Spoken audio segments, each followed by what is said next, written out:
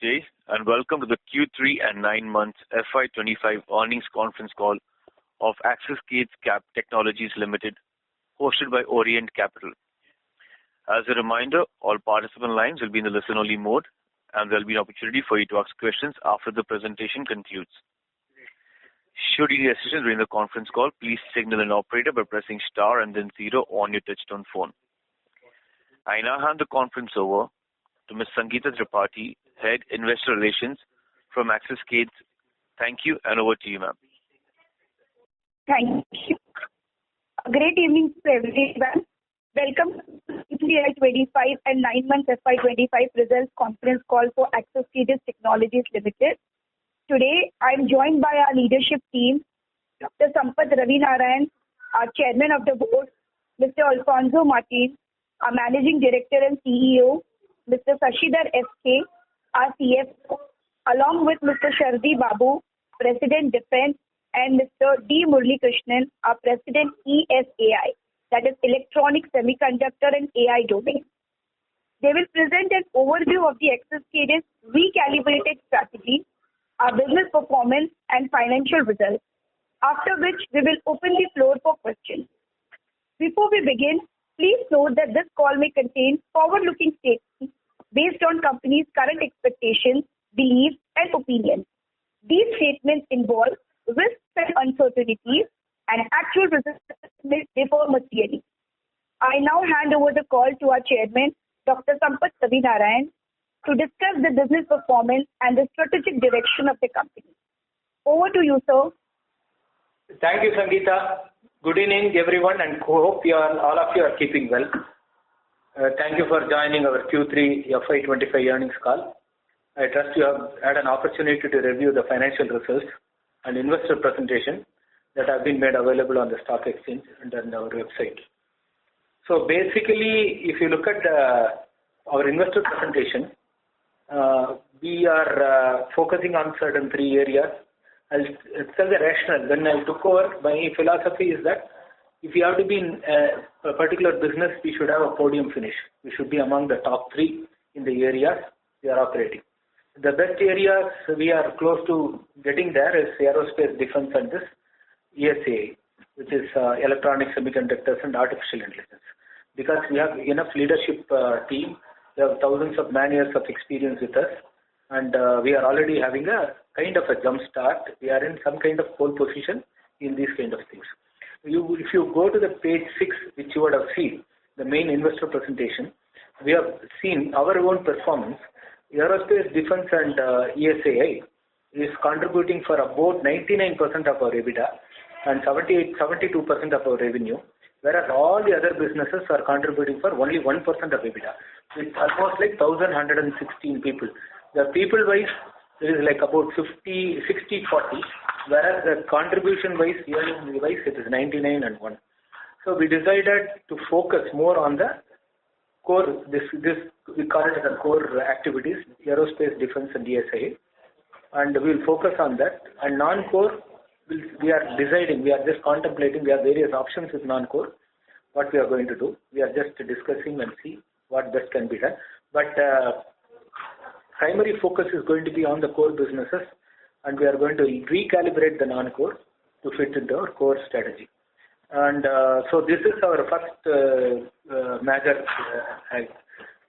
important decision. Then if you look at it in core aerospace and defense and electronic semiconductors and artificial intelligence, in that, as you know, as defense, of course, we are working on few programs. Our main task, we have a 3-level engagement with defense. One is with the program, which is essentially driven by DRDO, and so the other one is direct with DRDO and PSUs, and the second one is direct MOD, something like similar to the anti-drone and so on. Third is engagement with foreign OEMs in terms of offset or Atmanirbhar and so on. So defense, we are in each areas we are trying to increase our footprint, engagement programs, etc., etc. And in fact, in aerospace, as you know, there is no new aircraft is being built the last so many years. Last one was A350, and after that, almost 15 years, no new aircraft. We don't see any new aircraft coming. So basically our whole revenue comes from repairs and support of the old aircraft and production support, etc. And some kind of structural changes, structural designs and improvements, etc.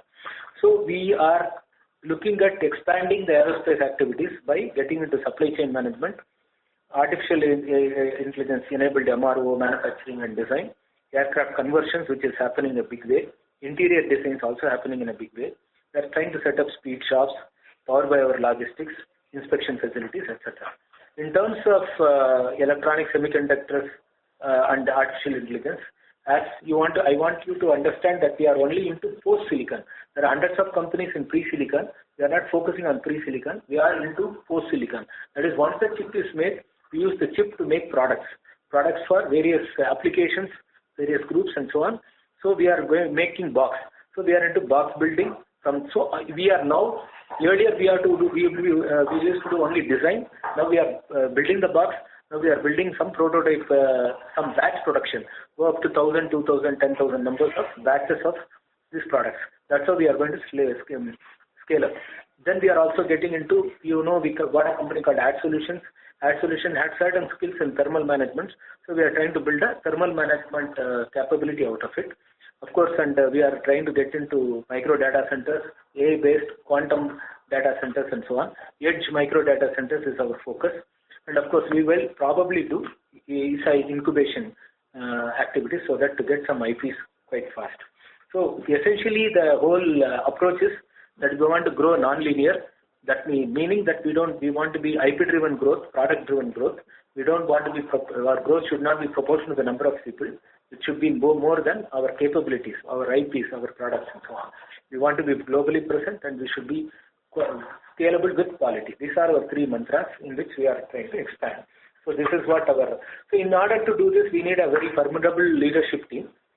Of course, we have tweaked the board of directors. I would have seen that a lot of changes have taken place in the board, and maybe there will be one or two changes, final changes, or maybe additions, which will add to our vision and our who would be supportive and who could be adding value to these three domains we talked about. So that is why our focus is, total focus, the razor sharp focus is to ensure that everybody connected with us should contribute to somewhere to our growth strategy. So that is what we are trying to do. And Alfonso, of course, is we always used to admire him because he was our competition. As in Alfonso started, he's basically a aerospace aerodynamics engineer who started his own company at an young age in 1997, sold the company, exited the company with Altron, took a leadership position in Altron, and drove their aerospace and related verticals more than $1 billion for almost 18 years. Then when Altron was bought by Capgemini, he joined Capgemini. He was part of Capgemini on the leadership position, again doing a similar role, again handling $1 billion+. Then 3 years when Capgemini, then he joined Quest Global as a group president. Then now he joined after 3 years stint in Quest Global. He is now there. He assumed office on 20th of January. He came to India for about 10-15 days there. He got accustomed to everything and then got inducted. So basically Alfonso is very much there. He's in the call as well. And then we decided that all these three verticals we talked about, we call that as domains. All these three domains we talked about, aerospace and defense and DSI, we have presidents separately. Sharadi Babu, our president of defense, is a very veteran of Axiscades. He's been there since inception. I hired him when I was chairman CEO of Axiscades. I hired him in 2008. Since then, he has been driving the defense business for a long time. He understands everything. He understands various programs. Himself is a great engineer and hands-on person. Started his life in the Air Force. So he is handling the defense part. And Murali Krishnan, of course, he is also an Axis veteran. If you notice, except Alfonso, the entire leadership team is from Axiscades. They are Axiscades alumni or Axiscades. So we have not, because the reason is we don't want too many outsiders because currently we don't have time. We don't have learning curve. We don't have understanding curve just to get into that chemistry, etc. So we want somebody who knows Axiscades, how it functions, the leadership, the investors, everybody, just to be part of that. And we retuned them. So Murali Krishnan also was He was handling in a leadership position for about nearly 2009 to 16. He was there. Now he is president of ESI. Great leader, great team builder, and he successfully handled many activities in Axis. Then we went to Cyient, and he's back here. He also assumed charge December 15th, and he's already doing a great job. Then you have the president of Aerospace, again Axis alumni, Axiscades. He used to work for me, one of the best guys who ever worked for me. He's my superstar, and he's going to join in month of April. He's done a great job in his current company, took from almost zero to huge order books and made it as a kind of a well-known name in the aerospace manufacturing. So he brings that experience we need. I talked about supply chain management, aircraft conversion, speed shop, inspection facility, all these things this gentleman is going to bring in as a worldwide contact, not only contact, he's got a lot of respect and affection from the aerospace community. So he will definitely make a lot of changes. And of course, Sashi, you know very well, this is our core leadership team. So we need, in order to move forward, we need to strengthen a lot of support we require. So we have brought in 3 advisors. Again, they are very world class. Nick Santanam, I'm very privileged and happy to have him. It's very rare to have such a senior person. Nick was a senior partner at McKinsey, driving their global semiconductor practice, industrial practice, and he has served semiconductor clients all over the world. And he knows most of the semiconductor CEOs very well by first name basis. So he's the advisory role. He's a member of Force Business Council and advisory role in Smithsonian Libraries and so on. Well known. He lives in Palo Alto, and so in Bay Area, California. And so anyway, so Nick is an advisor here. Colonel Kuber, again, he is the person who initially was one of the architects of the defense offset policy, was the first in charge of DOFA, Defense Offset Facilitation Agency, and served as members of expert committee, advisor to DRDO, and senior advisor to NIC, in the Ministry of MSME. And Colonel Kuber is also, during my initial tenure, he was there when we got Dallas programs and all. He was our advisor before, worked with us before. No, he is well known to us, and he is also director in E&Y at this time. And Yves Guillaume is head of Airbus Group in India, president of Airbus Group for 10 years. He knows India very well, all the offset programs very well. He is a go-to guy for not only for Airbus Group, for the entire European industry. If something they need any doubts, they call Yves because he is that much veteran in India, Europe, offsets and defense policies, etc., etc. Plus aerospace, he knows extremely well. He was president of Airbus Group, and so he built the Airbus what it is today in here. And so he is highly respected in this, and also he served in Thales and other companies. So he is a very, very important pillar for aerospace industry around the world, and we are honored, proud to have him also there. Already Colonel Kuber and Yves Guillaume is on board almost last 1.5 months, and they are making a lot of difference. They are giving us a lot of support and so on. So as you see that now we have almost aligned more or less our positions, our people, the leadership team, but for almost everything is filled up now. The main aerospace president has to join, and we are also hiring one senior vice president from again an Axiscades alumni for ESI, and for who is also now working in a very large multinational in a leadership position, directorial position. He is joining us next month. So once this is almost India facing, all the main team will be completed with that. Only thing probably we'll be hiring in the future are more sales team. Alfonso feels that we need more sales team and sales presence and different geographies and so on. So Alfonso will decide and hire more sales people and so on in this. So other than that, we are almost completely filled all the positions at this point of time.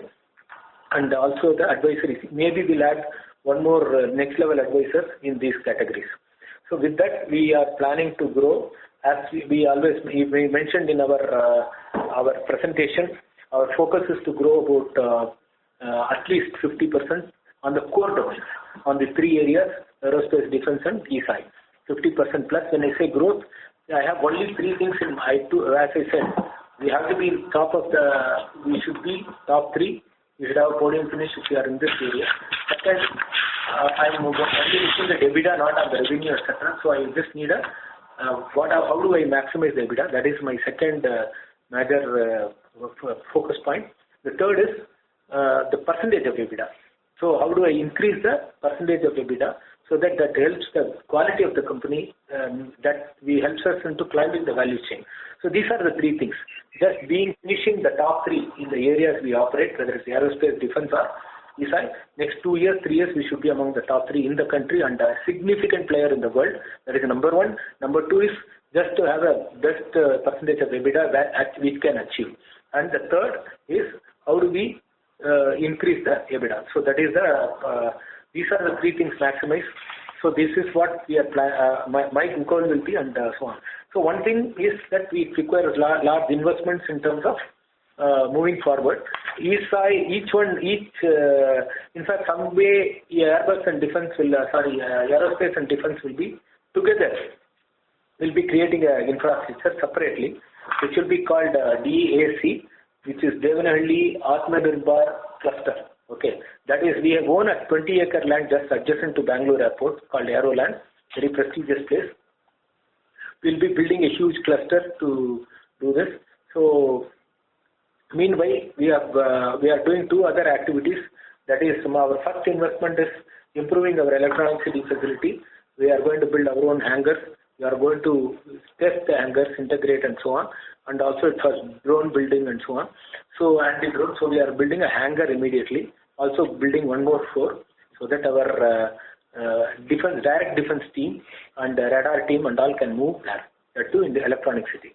So the second is we are already almost the cold shell is completed for the near our Bangalore Airport, our own facility. But we have on joint development with another builder. So this will be ready by February end.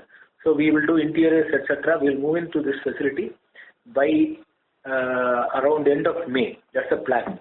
So by 1st of June, we'll be in this facility. It will be 180,000 square feet facility. Just put it in perspective, it is almost double, more than double of all the facilities we have at this point of time.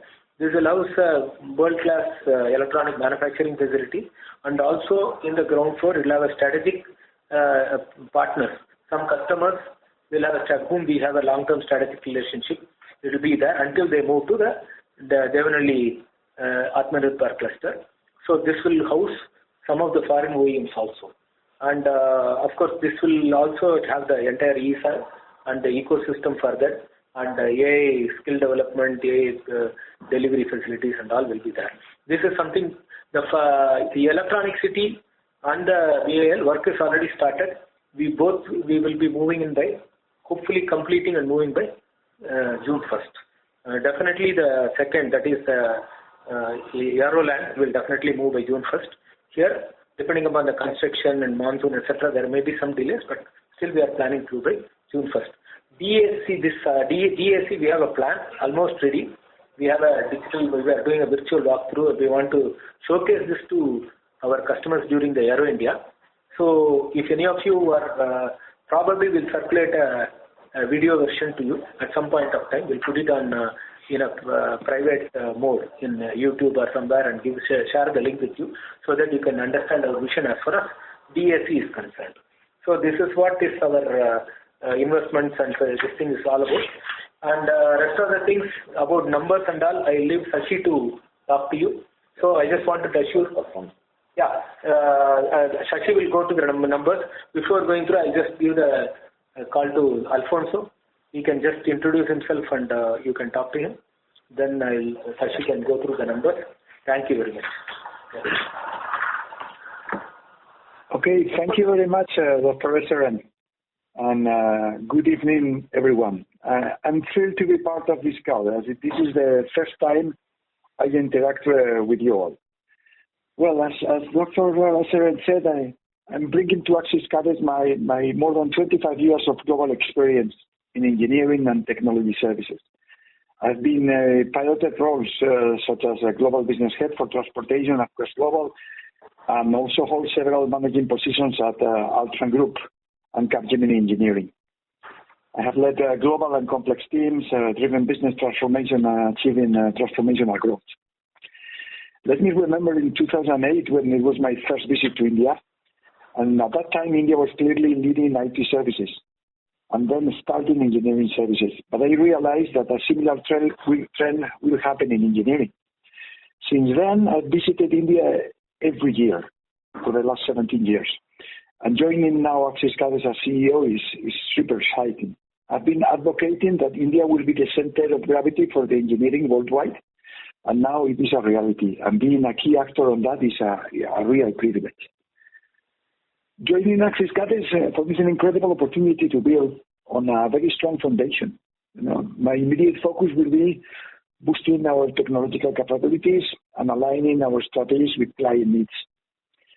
Let me emphasize that having led global technology corporations, I can vouch for the exemplary capabilities and competence of Axiscades engineering, the programs, the delivery teams.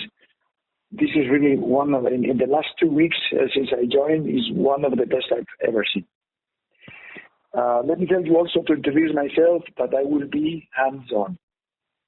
I will always have been leading my teams from the front line, Engaging with customers is my passion and motivation. I've never done in my life nothing like that. Engaging with clients, In a few days, I will start heavily to do that. In fact, I already did in my first 2 weeks. But now they are coming to important industry events in which we are participating, Aero India and IDEX in Abu Dhabi. And of course, I will be there supporting the team in building long-term relationships and big deals with the clients. The opportunity in aerospace, defense, and high-tech is there. We have the right positioning, the competencies, and the capabilities. And as Sharon explained very well, we have a very clear focused plan. In most of my career, I played a global role. I'm building relationships in many different countries. In particular, aerospace and defense industries is where I've been mostly active in my previous companies. With my industry knowledge and global network, I am committed to helping the company to transition from a product, going into a more product focus to achieve non-linear growth strategy, as SRM explained very well. We are being a more asset-based service company than a labor-based. This is recalibrating all the business. We have to do an action, as Dr. SRM said, on recalibrating the low margin non-core businesses, and then making this strategic shift that will drive the sustainable profitability and enhance value for our stakeholders.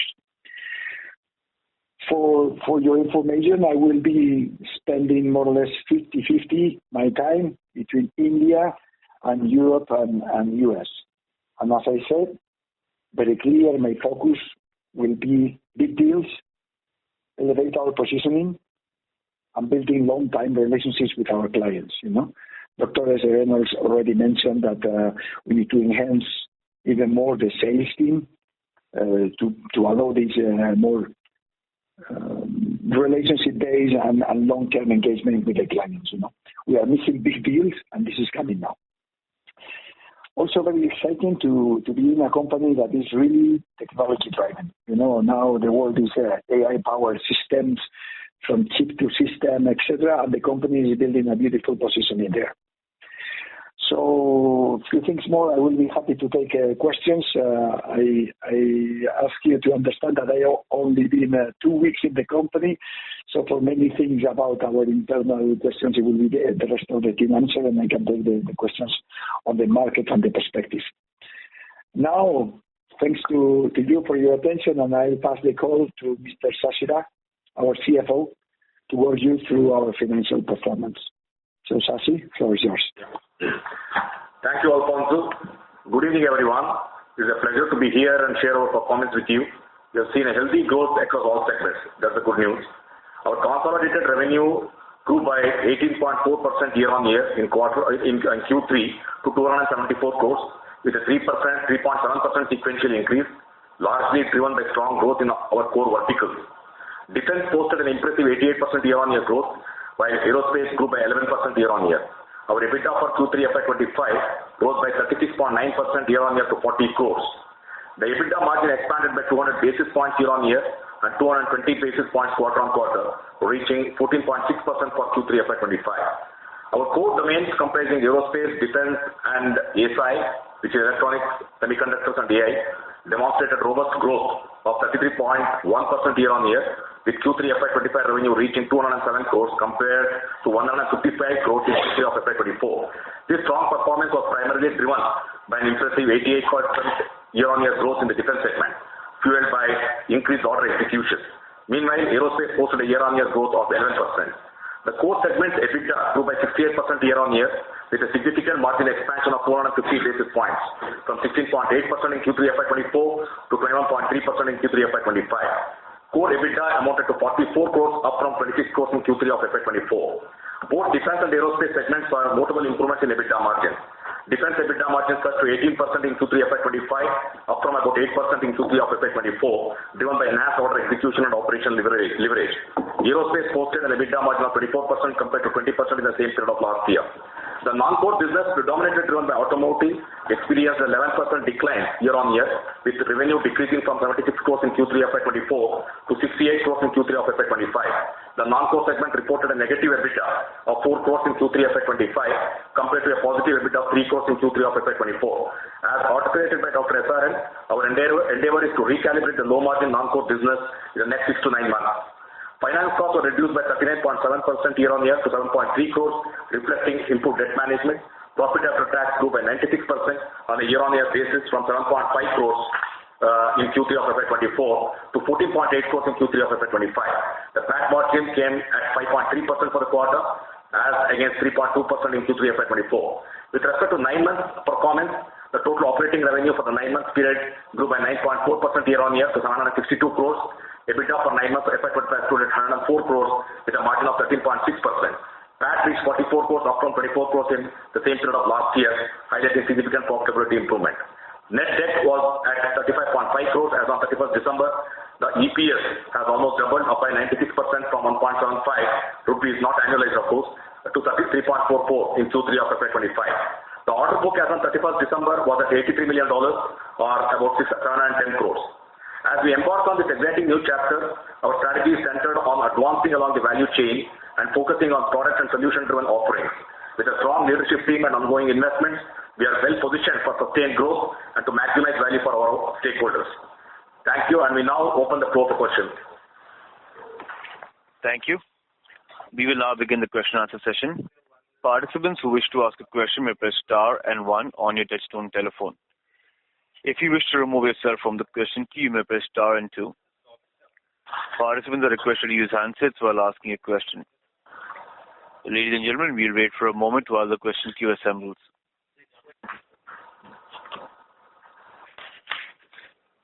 We have the first question from the line of Nirali Gopani from Unique PMS. Please go ahead. Hi. Thanks for the opportunity. Sampath sir, congratulations on joining Axiscades, and you coming in have really changed the perception of the company. There's a change in the strategy that we are seeing. So we have seen this huge change in the strategy. The last 2 acquisitions, which were very recent, have now been qualified as non-core, and which at that point of time we believe to have huge potential. So as investors, how should we look at this change, or how confident should we be that this new strategy will work in our favor? See, basically, the core activities we are very confident about taking it in. Already it is in doing, if you see the numbers, the EBITDA and performance of core, they are doing well. The leadership team is very much plugged into that and have a lot of experience. So are the people. And so all of us have, from the top to Alfonso, myself, Mohan, Babu, everybody has tons of experience in the aerospace and defense, and also in E-side. And Murali comes with a huge experience in operations and so on. So given that, we are very confident, we have enough pipeline, we have enough customer support to take this forward on its own to a great heights. That's what we are. If you look at the numbers we have presented, if you remove the non-core from the equation, then you will see almost our EBITDA is 18.7%. At 99% of the same EBITDA value is presented at 18.73%. But as you see, as a combined, the percentage comes down to 14. What is it? 14. nearly 13.7%. Yeah. If you combine that, and it just adds 1%, but drops the points by almost like 4.5%. So anyway, we have no choice but to recalibrate, relook at it. We are doing it in a manner that it will always help the shareholders. As I said, my whole goal is to make sure that your EPS is maximized, and we also climb the value chain by increasing the percentage of EBITDA. So these are the two definite focus for us, and we'll make sure that everything in our commitment to make it happen. So that's what I can say at this point. Just to add, Nirali, you see the way we are calling it as non-core is because always we have maintained that the heavy engineering vertical as what we are serving is predominantly a staffing business. And with respect to automotive, as all of us know, it is undergoing some macro challenges and customer specific issues. While we definitely are talking about a recalibration of these businesses, we are agnostic to which for the service to customers and what we are actually offering to customers. We are agnostic to which domain they belong to, as long as they fit into our offerings in our three core domains. For example, in our ESA domain, we horizontally serve a range of clients and markets, which may also include aerospace, defense, and our legacy domains of heavy engineering, automotive, energy, space, medical, etc. However, a singular focus and objective will be that all our businesses and customers should serve to be margin accretive and should not dilute the margins of our core verticals. So that is the message we are trying to do. It is not that we are completely going away, as long as it fits into our core I would say verticals, especially where in terms of heavy engineering, automotive, and all of that. If it fits into an SI business, which is high margin, that's where we are going to kind of focus on, not a predominant staffing business. Just to add, see one point. See, as you said, ESA is sector agnostic. We are, for example, the world's leader in SDVs and new generation automotive. Now we call it as technology. Tesla calls itself as a technology company, not as an automotive company. If you given that, we are serving Aptiv. Aptiv is one of the largest ADAS and SDV companies. So they are our customers. We'll continue to be our customer, but they are our customers in ESI group. So is Apple, so is Amazon. We are proudly can say that we are one of the few Indian companies who can have Axon, Apple, Amazon, and Aptiv as our customers as of today. So that is what I can say. So ESI will be sector agnostic. Some of this non-core will be put in here so that we can deliver a higher value to the customers. Right. And this is investment that we have announced in the presentation, which we call strategic investment 1 and 2. What kind of investments will this need, and how do we plan to fund them?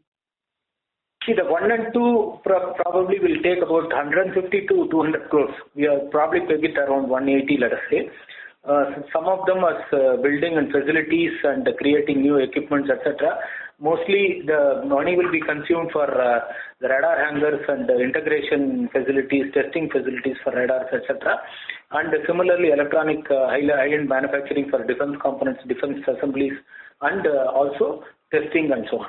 So these are the facility costs, and this includes buildings and customized buildings, etc.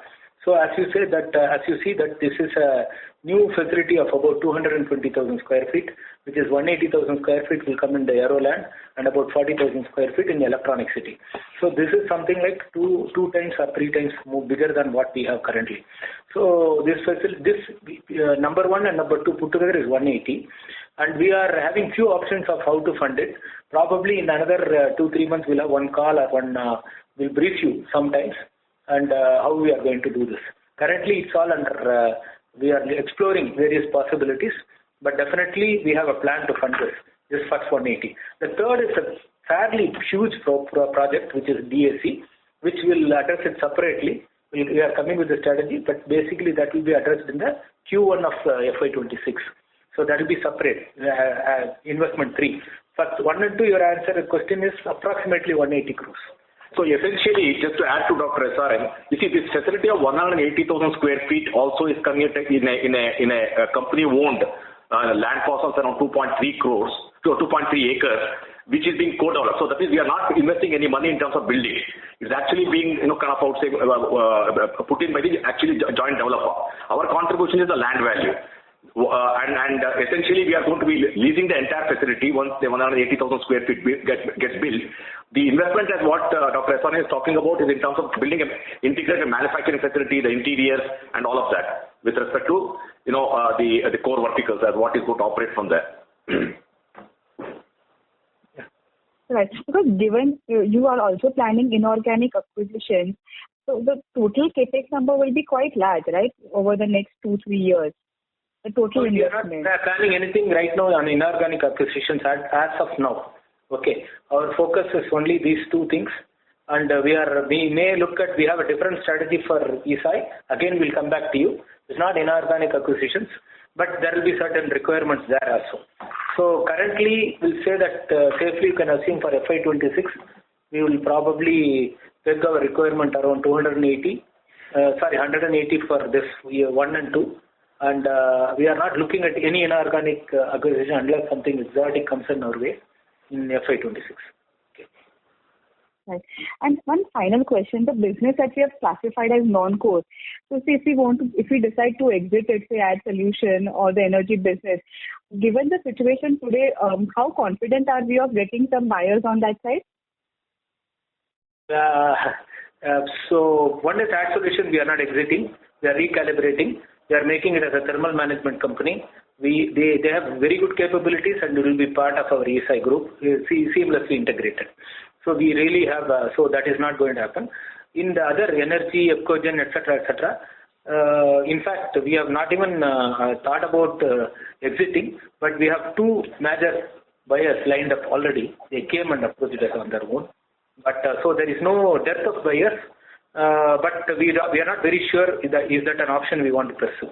Okay, so these things we are evaluating, but there is no dearth of buyers at this situation and so on. But in any case, we are not giving it off. We are just making sure that they are strengthened. Even if we are going to exit that, it should be in our terms. We should be in a position of strength when while we exit. That's what we think. Perfect. That's it from my side. Thank you so much for answering my question. Thank you. Participants are requested to kindly restrict your questions to 2 per participant. Participants are requested to kindly restrict your questions to 2 per participant. We have the next question on the line of Deepak Podar from Sapphire Capital. Please go ahead. Hello. Am I audible, sir? Yes, I can hear you. Yeah, thank you very much, sir, for the opportunity. So now going through the presentation that we have laid out our strategic roadmap, right? So we are talking about growth of more than 50% in our core business, right? So that 50%, I mean, plus is what we are targeting to. 60-70% is what we might look at, right, going ahead. Yeah. Some areas, yes. Come again, sir? Some verticals, yes. Yeah, we are looking at, the 3 verticals core when we say. We are looking at around 55 to 60 at defense, 50 to 55 at ESI, and 45 to 50 at aerospace. So on an average, it would be 50-55%, right? On average, it will be more than 50%. I'm only talking about EBITDA. Okay. I'm only talking about EBITDA, not on the EBITDA of the whole company. We will only through core we will exceed in the next year. Okay. So this growth that we are talking about is on the EBITDA, not on the revenue. Not on the revenue. EBITDA growth, it will be. I'll just put it this way. If it is X is going to be my FY25 EBITDA, we will be 1.5x EBITDA in 2026. That is FY26. And this we are specifically talking about on the core domain, right?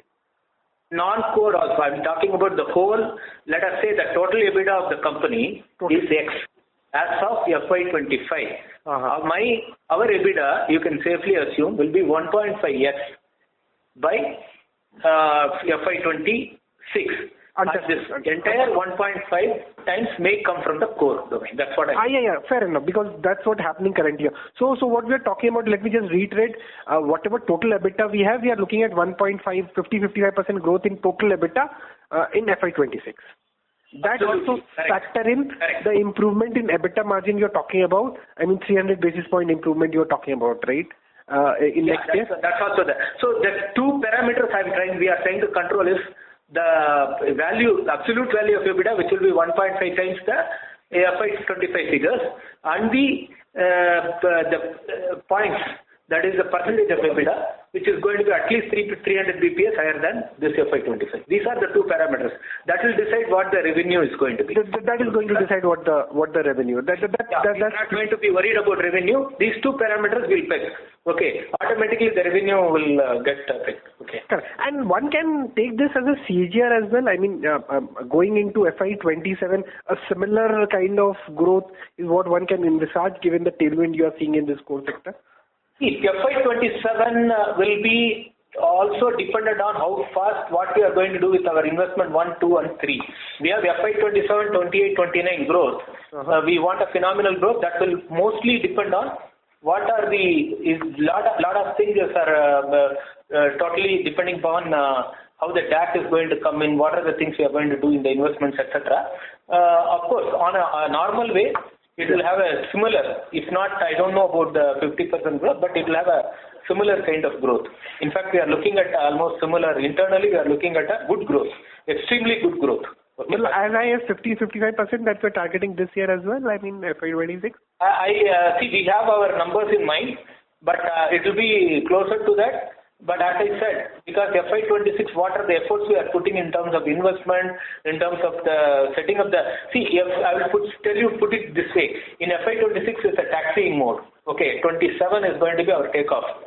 And 28 will be cruising and going on and so on. So basically this is how we are going to plan and what is going to be there. There's a lot of dependencies are there, but we have a great plan to overcome all these things. And definitely... we will give a formidable number for 27 months. Okay. Understood. Fair enough. I think that would be it from my side, sir. I think all the way best to you. Thank you so much. Thanks.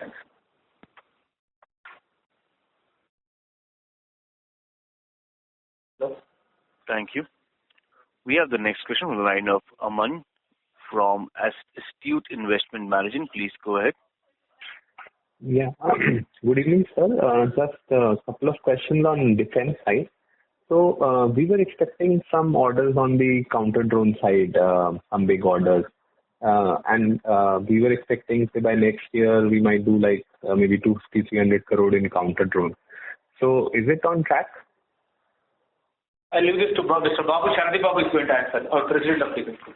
Hey, thanks for the question. Yeah, right now, yes. As you know, we have already delivered the first anti-drone system that has gone into the army, and we are expecting on the repeat order and also certain upgrades on the same. And also already we are participating in many RFPs. As you know, there are several RFPs that have come in, and we are in the good pole position to participate and also win some of these RFPs. And we are in a very strong position on the counter drone systems. And we are demonstrating and showcasing all our product portfolio in the air show. I strongly urge all of you to come and then view the product portfolio in both drone and counter drone domains. We have very, very strong new product portfolio and also very attractive things for the future. Sure, sir. On the offset business, if you can talk about how is that scaling and what kind of growth do we expect in the next 2-3 years? Can it become like a 200-300 crore business for us in the next 2 years? In the offset business, certainly there is a very strong growth happening. As you know, already the Ministry of Defense is working out on placing certain new orders on marine Rafale and also certain other naval projects. So Axiscades has been part of has been the prime offset partner to these specific global OEMs in the last 10 years, and certainly this relationship is very strong and it will continue in future. And certainly we expect the order of magnitude to be probably what you mentioned, probably more than that. Sure. And on the LCA/Sukhoi upgrades, sir, could you give some updates? Because I believe we were supposed to get orders after the 33rd plane and so on. So is it expected, say, next two quarters, maybe we'll start getting that orders for upgrade on LCA side, and Sukhoi also, if you can talk about it. Yes, as you mentioned, we are already on the course of delivering for the LCA Mark 1 A is going on, and also the Sukhoi upgrades also FY26. There are certain numbers which probably you will know from the market. Yes, they are on track, and then our production is also on track. Okay, so can this combined Sukhoi and Tejas be like a 100 crore business for us in FY26, or do you expect it to be bigger than that? Combined between Sukhoi and LCA, it will be more or less. Yes, you are right. Because we are working on. It depends on the exact number of Sukhois that are getting upgraded. So the number what they have announced is same. Yes, we will meet the same numbers. And the big scale-up will be in FY27. Sorry to interrupt you, Mr. Aman. Yes. Request you to kindly come back. There will be further scaling up in FY27. You are right. No, sure, sir. I'll have more questions, but I'll get back in the queue. Thank you. Sure. Thank you. We have the next question on the line of Kaushik Mohan from Ashika Group. Please go ahead. Hi, sir. Congratulations for the new team. Sir, I just wanted to understand on one basic thing. With the new team, what is our vision for the longer term, and how are we immediately looking for the next coming year?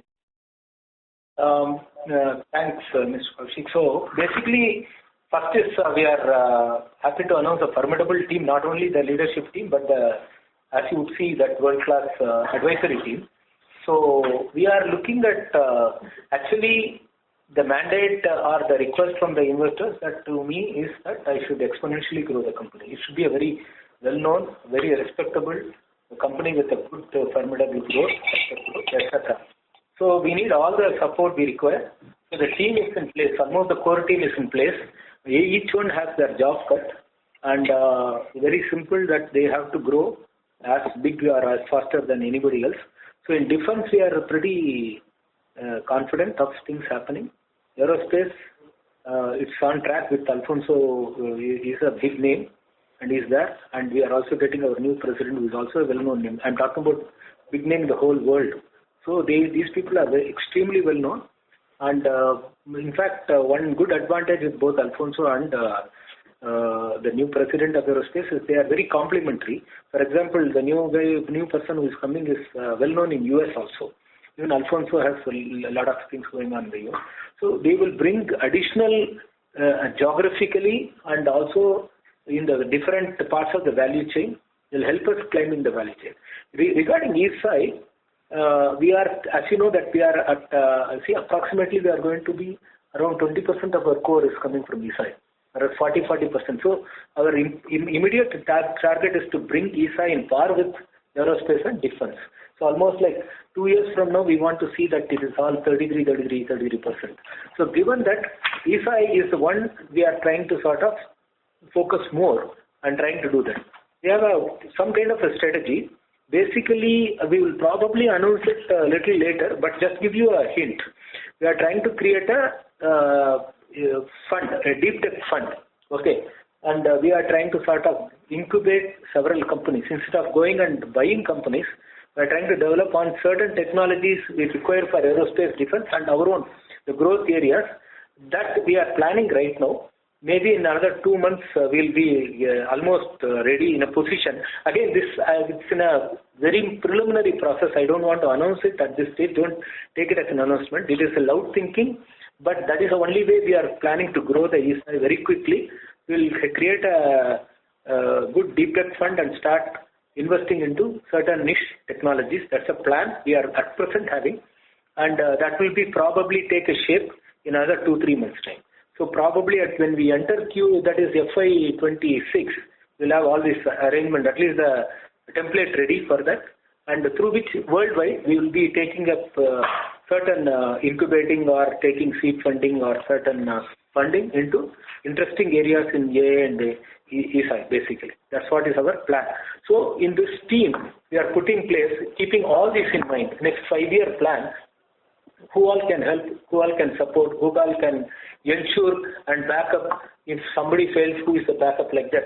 So we are creating a very formidable team that can create a redundancy, create a foolproof kind of team setup and that's what we are planning at this stage. As I said, this is the overall. We have an ambitious plan, I would say, for the next 5 years. So hopefully, as I said, if you ask me, we should definitely become the top 3 in India in every category we are operating, and we should be a significant player in the world. We should be well known in the world. So these are our ambitions. Hopefully, we should get somewhere there. That's what it is. Thanks, Kaushik. Anything else? Congrats, sir. I have one other question.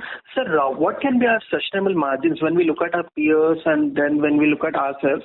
I can understand till date, though it's a different story. But from today, what can be our sustainable margins going further for next 5 years that we are aiming at? Kaushik, if you look at the page 6 of our this thing, that is our investor presentation, you will see defense is the robust like 21 point something. ESA is also, aerospace is at 21 point something, and defense ESA is also at 21.6. Both are very healthy. But defense was 14.6 this year because of mostly things were in prototype development stage and things like anti-drone were very new. So we had to do a lot of trial and error, etc. Now that they are all shaped up very well, defense will have a higher margin. If you just ignore the non-core and take only core and plug in that we are just cross that learning curve and to prototype phase, it should be technically at least at 18.7 average. Okay.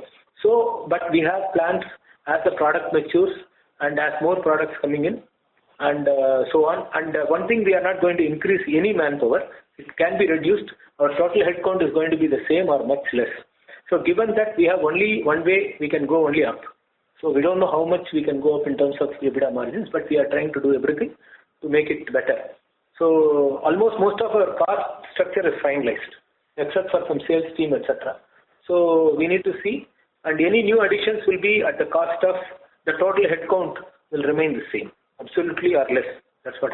So we are planning to do everything possible to get a robust EBITDA, and you can see that in the page 6, whatever you see in the left hand side is our not only aspiration, that's what we are doing currently. So we'll try to sort of maintain it and grow on that. Okay. Got it. Sir, if we correctly look... Kaushik, request you to kindly come back in the queue for follow-up questions. Sure.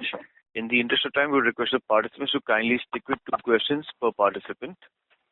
We have the next question on the line of Rupesh Tatia from Intel Sense Capital. Please go ahead. Hello, sir. Am I audible? Yeah, please. We can hear you. Yeah. So my first question is on Mistral side. I wanted to understand our contribution to missile programs. I think in the past you have mentioned, I think Pinaka on the presentation, and I think you have mentioned Astra missiles on our presentation. So what are the components that we supply to these 2 missiles, and what kind of revenue or per missile contribution? What is our per missile contribution for these 2 programs? Yes, we are contributing to the missile program, and we have been part of the Akash program, and also we are supplying the telemetry for Akash. The exact values per program, per missile, I would like to right now keep it within ourselves. Okay, but we are part of this these programs, and also I would like to update you that we will be part of the upcoming missile programs also. We are looking at 2 more 2 large programs which are coming up. Okay, so that also we will update you in the forthcoming days. Yeah, but sir, Pinaka, I mean, there's a large order out for at least 10,000 crore order for Pinaka missiles is out. So I just wanted to understand, do we contribute to the program? Pinaka, yes, we have contributed in the past, and Akash, yes, we are right now currently we are part of the program. Okay. And then, sir, second question is Ashwini radar. I think we were expecting some order. Bharat Electronics was declared L1, and I think we were expected to receive an order. So can you maybe give some update on that? Yes, we are part of the Ashwini radar program. We are supplying 3 different subsystems to this radar, and already the order is placed on Bell, and we are part of the Bell ecosystem. And we have our order book for FY26. There is Ashwini is part of our order book. Okay. And how about our contribution to QR-SAM, LR-SAM, and then this XR-SAM, sir? These three programs, as I said, QR-SAM, LR-SAM, XR-SAM, combined now, they are the more focused. As mentioned earlier, there is a new program which is kind of superseding all these programs. And so these programs, we are very much part of it, and we have very good value in this. And so we are looking at certain good value in each of this new program, which is almost like superseding all these three programs you talked about. Okay, and which is so when can we expect some? Sorry, when can I get some tangible updates, like prototypes? Okay. Thank you. We have the next question on the line of Shweta from Arihant Capital. Please go ahead. Thank you so much for the opportunity. So my question is regarding GCC facility. Will this facilities also support civilian application of UAV technologies? Or if you can share how much percentage of revenue growth we will expect from this facility once it's fully operational? We want to take this question because we are looking at UAV, we are looking at for all the homeland security as well as for defense at this point of time. And most of the activities will take place in our electronic city, because doing an UAV or drone in near airport is going to be very challenging. So we are keeping it under electronic city, and this will definitely help our growth, and we may expand somewhere around there. And here, the DAC facility will take care of a lot of other things. UAV may not be one of the items, but a lot of other things will be there. As I said, I will be circulating a detailed, not circulating, I will put it on a nice video. We are preparing for a PR show. We are explaining what we are going to do, and then send you a link. Okay. Okay. You have my second question is regarding the chip-to-product services. You have spoken about it. So are there any partnership or project in the pipeline for this vertical? Yeah, as you know, we are working with all the four at least major chip manufacturers: Texas Instruments, NVIDIA, NXP, and Qualcomm. So we are working in partnership with them. We are trying to get into new partnership with STE and other companies. But these four, we have a very good relationship. We are working in partnership with them, and they refer the customers to us.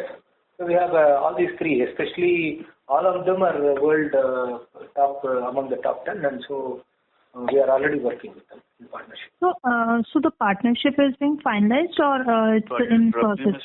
We are working with them. We are already working with them. Not finalized. Okay. We are working with them already. Okay. We are almost working with them already. Okay. Thank you, sir. Thank you. We have the next question from the line of Nirvana Laha from Badrinath Holdings. Please go ahead. Yeah, thanks for the opportunity, sir, and congrats on the clarity of communication and your presentation. That's the strategic tone very well. Thanks for that. My question is regarding Q3 FY25. Can you call out the production defense revenue and which programs contributed max to it this quarter? And also, what is our current defense order book?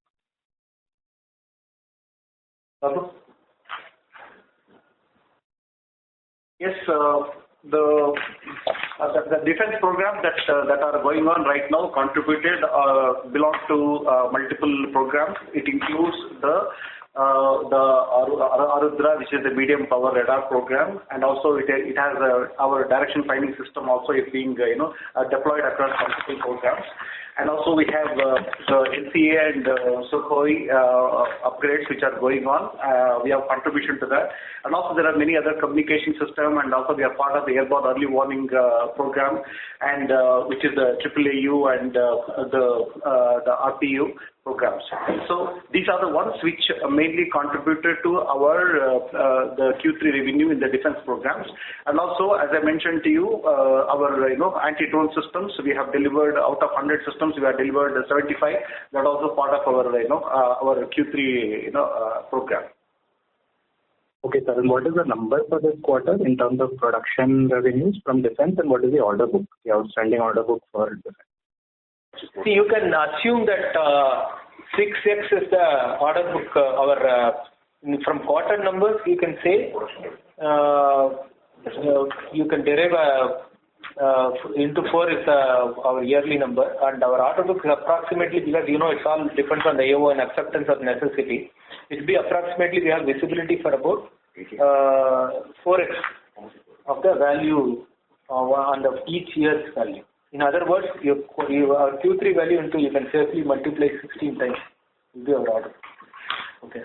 Just to talk about Q3 in terms of defense, the total defense revenues for Q3 was 92 crores, of which the prototype revenues, which is for the forthcoming orders, was around 40 odd crores. The balance of it was production revenues. Got it. And sir, when you're saying 16 times, so this 50 crore production number, so 16 times 50, so 800 crore is the visibility, right? Am I reading it right? Both the production, you have to combine the production and prototype when you say 16 times. The production will continue, so you can safely assume 92 into 16. Okay. Got it, sir. Last question from my side, sir. What is the expectation of revenues from counter-drone system in FY26, and in which quarter are we expecting to land a new order? And on ESI side, sir, you were very bullish on drone controllers, so any update on that? That's all from my side. On the counter-drone systems, as you know, the immediate one we are looking at is the repeat order, and also the certain upgrades that are required to be done on our 100 systems which have been, have been delivered. And there are several RFPs, almost more than about 10 RFPs that we have already responded, and then we are in a very, very strong and pole position on many of them. And so each of them, you see these upgrades and this thing will be appearing in immediate subsequent quarters, and certain the RFPs which are in progress, the delivery is expected to happen in Q3 and Q4. So you will see the counter drone systems spread across the entire financial year. So and the drone controller? And the drone controller is already we have certain designated the customers, okay, for which it is being supplied. So you will see those numbers also over the next quarters. Currently, our drone controllers are deployed by Axon. They are evaluating it. It's a very high-end customer, almost like that first responder drones, etc. Once we have the complete evaluation is completed, we have to get a NATO certification, etc. for global sales. So we are in the process of doing that. We are hoping to get very good numbers in drone controllers. Sure, sir. And sir, logistics. Sorry to interrupt, Mr. Nirvana. We let you go to the next question. Please join back the queue. Thank you. Due to interest of time, we will now take the last question from the line of Mr. Sanjay Shah from Pranishta. Please go ahead. Hello, can you hear me? Yes, we can hear you. Thank you for the time. Just a lot of things were discussed during the course of this call, and you gave very articulate observations and expectations on what you expect in each of your businesses over the next couple of years. Just in the interest of new investors, would it be all right if I were to ask you to just give us your vision over the next 4 to 5 years? Where do you expect the company to be in terms of size, and what kind of investments would be required to achieve that? If it is okay for you to do so. Yeah, basically, if you ask me, my personal this thing is we want to, in 5 years from now, or 2029, we should be at least, I want to be, I don't know whether it will be appropriate to say, it should be $1 billion in revenue, and it should have at least 25% EBITDA. This is my wish. Don't hold me responsible for that, because I have to take permissions from, I don't know whether I can tell that. But if you ask me, that's what I would like. And we are basically the investments we are trying to make.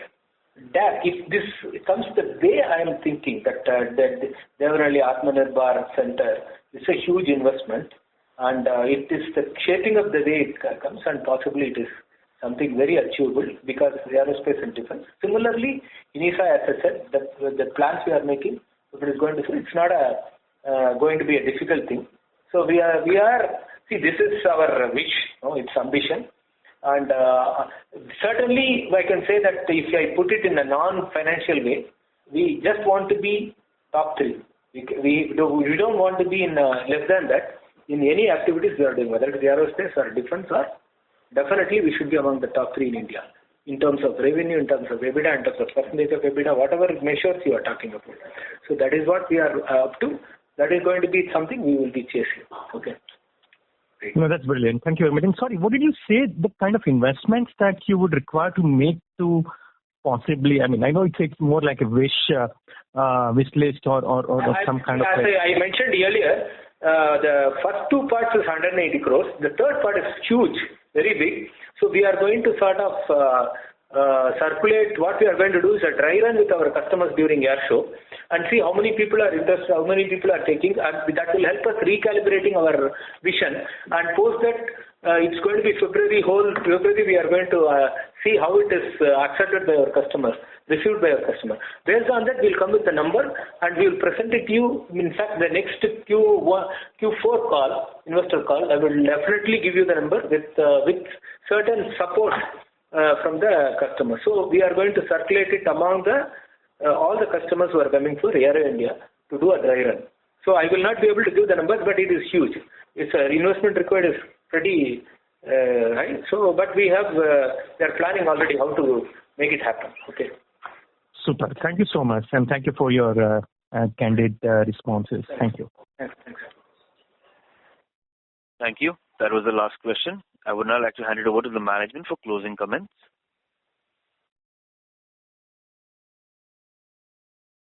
Yeah. Sangeeta?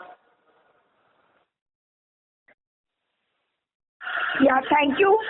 Thank you to our esteemed leaders and participants for your time and interest in our company. We greatly appreciate the engaging sessions and the insightful questions. Should you have any further questions or need any additional clarification, please feel free to connect with us. You will now take the call. Thank you. Thank you all. Thank you. On behalf of Axiscades Technologies Limited, that concludes the conference. Thank you all for joining us, and you may now disconnect your lines.